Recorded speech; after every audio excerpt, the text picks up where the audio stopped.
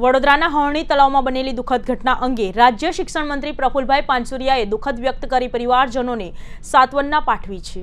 વડોદરાના હરણી તળાવમાં બનેલી દુઃખદ ઘટના અંગે રાજ્ય શિક્ષણ મંત્રી પ્રફુલ પાનસુરિયાએ દુઃખ વ્યક્ત કરી પરિવારજનોને સાંત્વના પાઠવી હતી।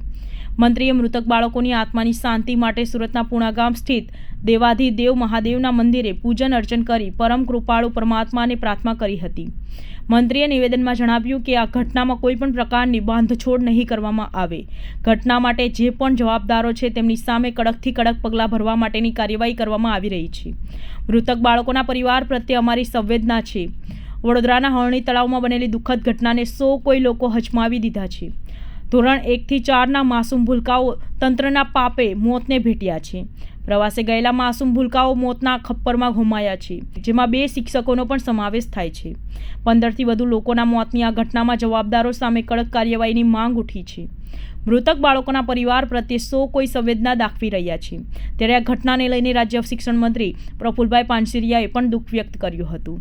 મૃતક બાળકોની આત્માની શાંતિ માટે પ્રફુલ પાનસુરિયાએ પૂણા ગામ સ્થિત મહાદેવના મંદિરે પૂજન અર્ચન કરી પ્રાર્થના કરી હતી। વધુમાં મંત્રીએ ઘટના અંગે નિવેદન આપતા કહ્યું કે ઘટનામાં તમામ પ્રકારની પ્રવૃત્તિ અને બચાવ રાહત કામગીરી અધિકારીઓ દ્વારા સંવેદના સાથે કરવામાં આવી રહી છે। જે દોષિતો છે તેમના સામે FIR પણ દાખલ થઈ છે। આ દુઃખદ ઘટનામાં જો કોઈ પણ પ્રકારની બાંધછોડ નહીં કરવામાં આવે, જે ઘટના ઘટી છે અને ભવિષ્યમાં આ પ્રકારની ઘટના ન બને તે માટે જે કોઈ લોકો જવાબદારો છે તેમની સામે કાયદાકીય રાહે કડક કાર્યવાહી કરવામાં આવી છે। આ મામલે પોલીસ પણ ખૂબ જ સક્રિયતાપૂર્વક કામ કરી રહી છે। આજ રોજ શિવ મંદિરે ગુજરાતની અંદર વડોદરામાં જે દુઃખદ ઘટના ઘટી હતી એ બાળકોના દિવ્ય આત્માને શાંતિ પ્રાપ્ત થાય હેતુ પ્રાર્થના કરી 22 તારીખે અયોધ્યામાં રામ મંદિરમાં જ્યારે મૂર્તિ પ્રતિષ્ઠાનો ભવ્ય કાર્યક્રમ છે એ પ્રસંગે શિવ મંદિરની અંદર સફાઈ અભિયાન પણ કરવામાં આવ્યું છે।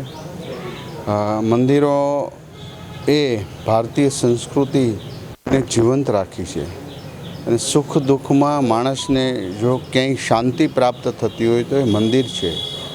એ સંસ્કૃતિને આજે પૂરી દુનિયા સ્વીકારી રહી છે, ત્યારે પૂરા ભારતની અંદર મંદિર સ્વચ્છતા અભિયાન અને સ્વચ્છતાના આ એક સંદેશ છે અને લોકો સ્વચ્છતા પ્રત્યે જાગૃત રહે એ હેતુસર પૂરા ભારતની અંદર ભારતીય જનતા પાર્ટીના કાર્યકર્તા, સામાજિક સંસ્થાઓ, તમામ લોકો સ્વચ્છતાના કાર્યક્રમો કરે એ હેતુ છે। આજે અમારા વિસ્તારમાં 3જા મંદિરની અમે સ્વચ્છતા માટે આવ્યા છીએ। ફરી વખત ગુજરાતની અંદર ઘટના જે વડોદરામાં બની ન બને એવી પ્રાર્થના કરીએ છીએ અને પ્રભુને એવી પ્રાર્થના કરી પરિવાર પર આવી પડેલા દુઃખને સંવેદના વ્યક્ત કરીએ છીએ। સૌને જય શ્રી કૃષ્ણ, જય શ્રી રામ।